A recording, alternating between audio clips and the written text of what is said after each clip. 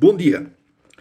Hoje, dia 2 de junho de 2021, vamos continuar a falarmos do livro de Francisco Gouveia, o Lobão, a história do Lobão e das suas famílias. E hoje o tema vai ser Lobão, terra de bacharéis. Lobão da Beira foi no passado terra de bacharéis. Por aqui passaram muitos finalistas enviados pela Universidade de Coimbra a estagiar com o mestre de bacharéis Stanislau Lopes no lugar do Soito.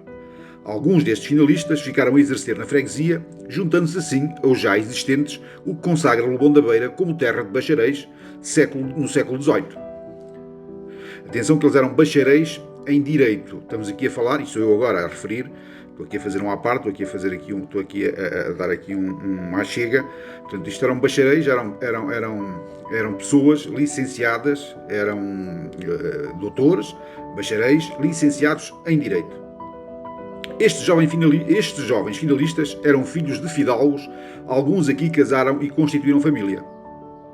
Então vamos começar a falar sobre cada um deles e de alguns deles, os que são referidos e citados por Francisco Gouveia neste livro. Começamos por Lucas Seabra e Silva, de Várzea de Cavalos, lente de prima na Universidade de Coimbra. Era filho do capitão de ordenanças Gregório de Seabra e Silva e de Dona Antónia Ribeiro Pinto. Nasceu em Várzea de Cavalos no dia 6 de outubro de 1694. Em dia de São Bruno, uma quarta-feira, pelas 11 horas da noite. Faleceu em Lisboa em 12 de dezembro de 1756, aos 62 anos. Foi morgado de Lobão e cavaleiro professo da Ordem de Cristo. Foi lente de prima em leis na Universidade de Coimbra, no século XVIII. A mestria da sua cadeira foi de tal forma notória que foi chamado à corte de Dom João V como conselheiro. Após a morte deste rei, passou à corte de Dom José, onde ocupou várias pastas como desembargador, e aí fez toda a sua carreira. Enquanto estudante e lente na Universidade de Coimbra, vivia em casa de seu avô, o morgado Manuel Velho da Costa Marmeleiro, num pequeno solar ainda hoje existente em Torre de Vilela, limites de Coimbra.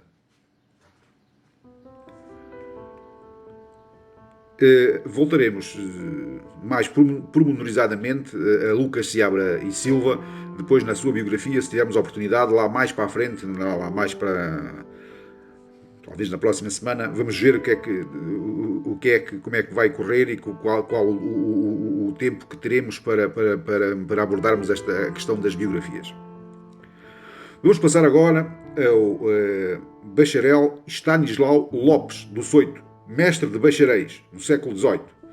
Formou-se em cânones na Universidade de Coimbra ao atingir os 19 anos e para onde tinha entrado com apenas 11 anos. É incrível esta informação, eu por acaso não tinha noção disto, eu já tinha lido este livro alguns anos atrás e por acaso não me ficou na memória, não me ficou guardado na memória esta particularidade. Portanto, Stanislau Lopes entrou para a universidade com 11 anos e formou-se aos 19. Incrível. Hoje seria considerado um menino prodígio. Voltando ao texto, tornou-se notado pela sua aplicação rara, inteligência e precoce formatura. Passou a receber no Soito, como estagiários, finalistas de Direito, enviados pela Universidade de Coimbra, depois de se sujeitar às inquirições de Santo Ofício, condição obrigatória à época. Nas inquirições de Gênese, realizadas na Capela da Nossa Senhora do Crasto, é dito que era um dos melhores homens de letras na província das Beiras. Por sua casa, passaram dezenas de alunos, filhos de fidalgos da província das Beiras. Muitos destes finalistas acabaram por ficar na freguesia, como foi o caso do jurisconsulto Sousa Lobão, o Dr. Manuel Rodrigues Ferrão Castelo Branco e o desembargador Caetano José da Rocha e Melo e outros. O mestre de bacharéis, Stanislau Lopes, infelizmente não deixou obras publicadas. Matriculou-se na universidade com apenas 11 anos e ainda foi ali encontrar o seu conterrâneo Lucas de Seabra e Silva, 6 anos mais velho. O pai de Lucas, Seabra e Silva, Gregório Seabra e Silva, era compadre do pai de Stanislau, Manuel Lopes. Este compadrio e amizade veio a ser reforçado com a sua ida para Coimbra. Vamos agora falar de Manuel Rodrigues de Almeida e Sousa, que depois, por ter ficado a viver em Lobão, adotou o apelido de Lobão. Portanto, ele é conhecido por Manuel Rodrigues de Almeida e Sousa, Lobão. O Lobão foi adquirido já adulto, quando da vinda deste jurisconsulto para Lobão da Beira. Lobão da Beira, na altura ainda Lobão.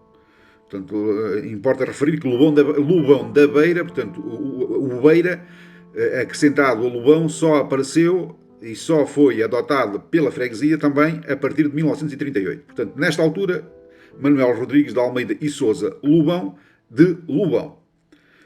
Dos bacharéis de Lobão foi o que atingiu maior projeção. Manuel Rodrigues de Almeida e Sousa, conhecido por Sousa Lobão, tinha nascido em Vozela, em 19 de maio de 1744. Filho do boticário Manuel Rodrigues e Sousa e de Catarina de Almeida Novaes, ambos de Vozela. A Universidade de Coimbra recomendou-lhe para estágio um muito sábio advogado dessa época, chamado Stanislau Lopes, a exercer no lugar do Soito de Lobão, o qual gozava de grande reputação em matérias forenses. Um celebríssimo mestre de bacharéis, de quem nada se sabe, como escreviam os seus biógrafos. O seu mestre encarregou-o dos casos mais difíceis por o considerar astuto e aplicado. Traduziu muitas leis do direito romano, algumas delas aproveitadas pelo Visconde de Seabra para o Código Civil português. As suas obras estão presentes nos tribunais de todo o país e ainda hoje são ensinadas nas faculdades de Direito e aplicadas nos tribunais de Portugal e do Brasil. Deixou muitas publicações escritas no seu pequeno solar da calçada do Alcoce, onde à sua morte em 1817 foram encontradas cerca de 35 mil folhas manuscritas. Tem estátua no Palácio de Justiça de Viseu. Importa referir que ele viveu numa casa ainda hoje existente e que está praticamente igual à casa que existia no tempo de Manuel de Sousa Lobão, e a casa hoje pertence, os lubanenses conhecerão com certeza, pertence ao Sr. Adalberto Ramos, no Alcoce. E escreveu todas as suas obras no seu pequeno solar, situado ao fundo da calçada do Alcoce, solar esse ainda hoje e muito bem conservado pelo seu atual proprietário, cá está, Adalberto Ferreira Ramos, um homem com muito gosto pelas artes e pela conservação do património da freguesia. Neste solar foram encontradas cerca de 35 mil páginas de manuscritos que aquele ilustre jurisconsulto ali escreveu, escritas com ansiedade, em letra corrida, sem acentuação e sem parágrafos. Escrevia desprezando as mais elementares regras de ortografia. O tema das suas escritas era um direito canónico e romano e a sua transcrição para o direito português, que tinha estudado cuidadosamente. Com os seus conhecimentos, criticava e refutava convictamente os pareceres de outros consagrados jurisconsultos. As suas obras mais importantes foram o Tratado Prático dos Moragadios e o Tratado Prático do Direito Enfitêutico. Manuel de Almeida e Sousa Lobão foi chamado a Coimbra para resolver uma disputa entre os cônegos regantes de Santa Cruz e o bispo da diocese Dom Francisco Lemos.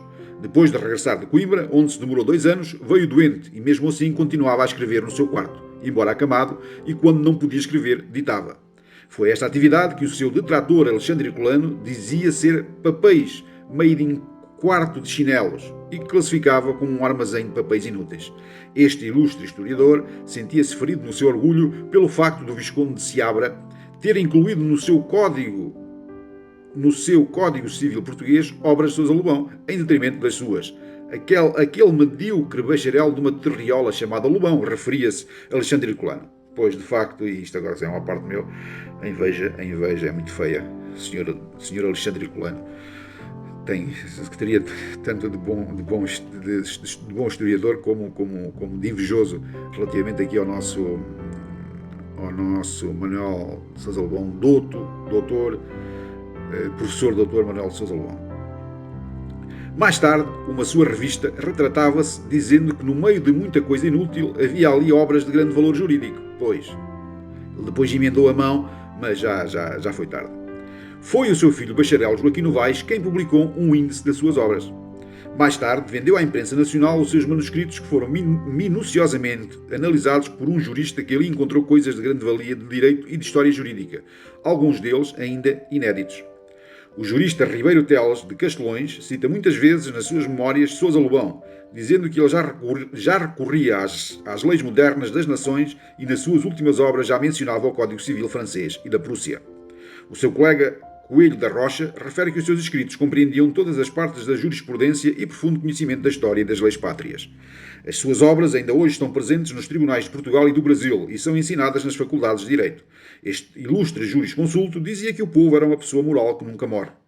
Nas minhas andanças pela Biblioteca Nacional e pela Torre do Tombo, conversei várias vezes com estudantes universitários que ali buscavam conhecimentos jurídicos e que foram dizendo que ainda hoje, em sucessões e doações, não há melhor que as obras de Sousa Lobão. Recentemente, os defensores da legitimidade de Nuno Duarte à coroa portuguesa invocaram as obras deste jurisconsulto para afirmar que ele é o legítimo herdeiro dos reis de Portugal. Em 2010, tive a oportunidade de cumprimentar esta ilustre personalidade real, sua esposa e seus filhos, e a meio do diálogo falou com muita admiração de Sousa Lobão e de Lobão da Beira, cuja terra conhecia por ser perto de Santar. Portanto, também aqui uma nota, não é? Do Dom Nuno Duarte, não é? Ele diz o Francisco Gouveia diz Nuno Duarte, mas eu penso que ele é Duarte Nuno. Portanto, o Duarte Nuno, não é? Que se houvesse monarquia em Portugal seria o herdeiro da coroa, conhecia muito bem as obras de Sousa Lobão e Lobão da Beira. Portanto, é interessante esta nota. Em 1971, o Brigadeiro Pereira da Conceição escrevia de Luanda um artigo que foi publicado. Portanto, Brigadeiro Pereira da Conceição, também um ilustre lubanense. Em 1971, o Brigadeiro Pereira da Conceição escrevia de Luanda um artigo que foi publicado na Folha Tondela, onde fazia uma pequena biografia deste ilustre lubanense e reclamava justiça para esta grande personalidade do Lobão. Pronto, depois temos aqui, Francisco Gouveia elenca aqui uma série de obras que vieram a ser publicadas pela Imprensa Nacional de Lisboa. Vamos aqui só referir algumas obras de Sousa Lobão. Portanto, temos aqui o Tratado Prático dos Morgados, o Tratado Prático e Crítico de todo o Direito Enfeutêutico, o apêndice ao Tratado Histórico e ao Tratado de Direito Enfitêutico, o apêndice diplomático histórico ao Tratado Histórico, o Tratado Enciclopédico dos Interditos, o Tratado Prático Compendiário dos Cursos, o Tratado Prático Compendiário das Pensões Eclesiásticas, o Tratado Prático do Compendiário, o fascículo de dissertações jurídico-práticas, coleção de dissertações várias, Tratado Histórico e Enciclopédico sobre o Direito das Casas e por aí fora. Então são aqui uma série, há aqui uma série de livros, de publicações. Portanto, a bibliografia de Manuel Sousa Lobão é de facto vasta e ainda hoje, voltamos a referir, ainda hoje estudada nas melhores universidades, tanto portuguesas como brasileiras. Sousa Lobão tem estátua no Tribunal de Justiça de Viseu e uma rua com o seu nome em Campo de Ourique, em Lisboa, Rua Almeida e Sousa. Em Lobão da Beira, terra de gente ingrata, como dizia o reverendo do Soito, continua sem ser homenageado na sua toponímia. Volto a repetir o apelo do Brigadeiro Pereira da Conceição: justiça a Sousa Lobão. Pronto, e fechado aqui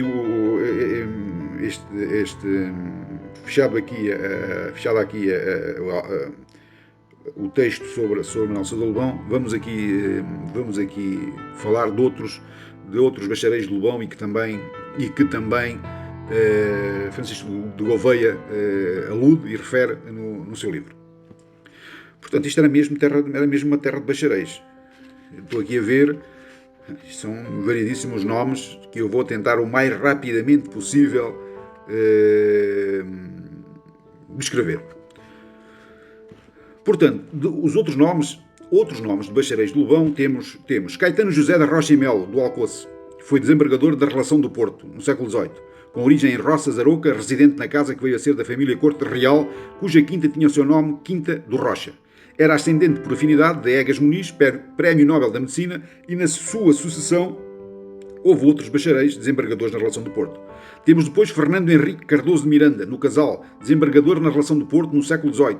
Vivia no Solar do Paço e vem mencionado nas inscrições de 1758. Temos ainda Manuel Diniz de Figueiredo, de Várzea, desembargador da Relação no Porto no século XIX, pertence à família Corte Real. A seguir temos José Francisco Fernandes Homem, Santo Ovaia, foi corregedor de justiças em Tondela no século XIX, ligado a Lobão por ter casado com uma neta do mestre de bacharéis do Soito, Dona Maria Delfina Amália de Gouveia e Frias. Outro ainda, bacharel José de Pina Cabral e Loureiro, do Casal, advogado de Santa Combadão, advogado e notário em Tondela, vivia no solar do Casal no século XIX. Pertencia aos fidalgos de Loureiro de Silgueiros.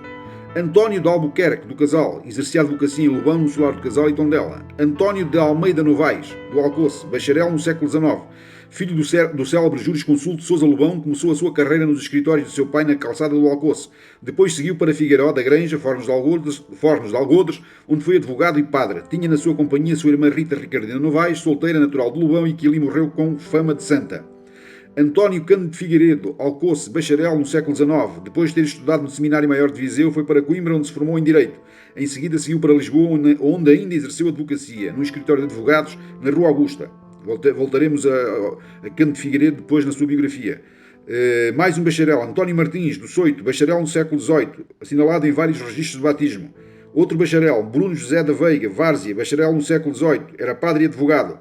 Outro bacharel, Diogo de Barros, Soito, bacharel no século XVIII, assinalado em vários registros de batismo. Francisco António Marques Prisco Soares, Alcoce, advogado com escritórios na Casa do Adro, pertencia à família Marques do Alcoce com ligação matrimonial à família de Mariana Castelo Branco.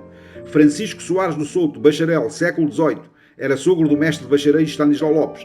Gil da Rocha Corte Real do Alcoce, bacharel no século XIX, que levou o seu oratório à categoria de Capela de São Gil, desmantelada mais tarde para instalar um armazém de vinhos. Os santos e o altar-mor foram entregues na Igreja Matriz. Joaquim de Almeida e Sousa Novaes, Alcoce, bacharel no século XIX, começou a sua carreira no escritório do seu pai e o célebre Sousa Lobão, tendo seguido para Nelas, onde montou o escritório e casou. Joaquim António da Silva Tenreiro, do Soito, bacharel no século XIX, casou no Soito com uma neta do mestre de bacharéis Stanislau Lopes, dona Delfina de Gouveia Tenreiro. Exercia a advocacia em Oliveira do Cunhedo e Penacova. Eu estou a ler mais rapidamente para, de facto, não demorarmos tanto tempo e só para darmos aqui e para ficar, pronto, também não seria correto não citarmos estes nomes, porque foram pessoas, de facto, também foram pessoas que se destacaram no panorama jurídico, no panorama social, aqui da aldeia, e direi mais, no panorama da província, como à data se chamava, da província das Beiras, e alguns até a nível nacional. E hoje, alguns a nível internacional, como é o caso de Manuel de Sousa Lobão, que ainda hoje é estudado no Brasil. Continuando, temos ainda João Bernardo da Rocha e Melo, do Alcoce, bacharel no século XIX, descendente do desembargador Rocha e Melo, solar Corte Real. Temos João Fernandes da Costa e Azevia, Vila José, bacharel do século XVIII, filho do Morgado do Soito e a viver no solar da fonte da Vila José. Temos ainda João Henriques Cardoso da Veiga, do Alcoce, filho do Dr. Manuel Henriques Cardoso e com escritório em Vila José e Tondela. José António Correia Teles, de Castelões, este famoso jurisconsulto, foi das amizades de Sousa Lobão e a quem muito se referia com admiração. Portanto, era de Castelões, mas estava a habitar, neste caso, em Lobão. José Cardoso Ferrão, da Vila José, bacharel no século XIX, filho do Dr. Manuel Rodrigues Ferrão, a exercer em Lobão, Tondela e Viseu. José Pereira de Figueiredo, da Vila José, bacharel, século XIX, exercia a advocacia em Vila José, solar da Fonte e Tondela. Manuel Antunes de Figueiredo, do Casal, bacharel no século XVIII, exercia a advocacia em Tondela e no solar do Terreiro, no Casal. Mandou edificar a capela de Nossa Senhora da Conceição. Manuel Ferreira e Frias, Barril, Mortágua, bacharel no século XVIII e capitão de ordenanças. Foi estagiário do mestre de bacharéis Stanislau Lopes. Com a sua filha Maria Rita Joaquina, casou o filho do mestre do Soito, de seu nome José Inácio Lopes, cavaleiro da Ordem de Cristo. Manuel Henriques Cardoso, do Alcoce, bacharel no século XVII, exercia a advocacia na calçada do Alcoce, depois de ter casado com a filha do vigário Domingos Fernandes Homem. Era sogro de Sousa Lobão. Após a sua morte, o seu genro veio ocupar o seu escritório. Manuel Rodrigues Ferrão Castelo Branco, Vila José, bacharel do século XVIII, descendente dos fidalgos de Torrozelo e com origem em Castelões, Quinta da Moitarrala, exercia direito em Tondela e Viseu. Depois de ter estagiado com o mestre de bacharéis do Soito, a Universidade de Coimbra tinha-lhe recomendado para estágio um muito sábio advogado dessa época. Pedro Antunes de Figueiredo, do Casal, bacharel, século XVIII e padre, juntamente com o seu irmão Manuel, mandou edificar a capela de Nossa Senhora da Conceição no solar do Terreiro. Roque Ribeiro Abranches e Castelo Branco, Várzea de Cavalos, bacharel no século XIX, filho do primeiro Visconde de Midões com ligação aos fidalgos de Várzea de Cavalos. Xavier da Rocha Corte Real, Alcoce, bacharel do século XIX, filho do desembargador José Caetano da Rocha Mel, vivia na casa que veio a ser da família Corte Real. E pronto, já vamos em 19 minutos e 42 segundos, estou aqui a olhar para o cronómetro e de facto isto já vai longo. Hoje pronto, acaba por ser um bocadinho fastidioso ouvir todas estas referências, mas eu acho que é eu acho que não honraríamos o trabalho de Francisco de Gouveia se não falássemos sobre isto. E é importante saber, não é? Que muitos dos nossos antepassados, não é? E aqui fica evidente, não é? Hoje, com a leitura destes textos, fica evidente a importância que Lobão tinha na área das leis. Portanto, havia muitos advogados, havia um advogado, que era o Stanislau Lopes, que de facto foi ele, que foi o mestre de praticamente esta gente toda, e aonde corriam estudantes e recém-licenciados de todo o país a conselho dos catedráticos da Universidade de Coimbra. Portanto, é muito importante saber isto. Portanto, era uma terra culturalmente muito desenvolvida e com gente muito letrada. Portanto, fica aqui à evidência essa questão. Pronto, por hoje vamos terminar. Como eu já tinha dito, isto já vai longo.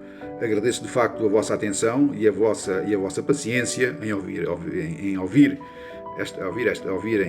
estas descrições, e acredito que todos nós ficaremos mais conhecedores de facto do passado da nossa terra. Muito obrigado a todos, um bom dia e resto de boa semana. E em princípio, até amanhã, se Deus quiser. Obrigado.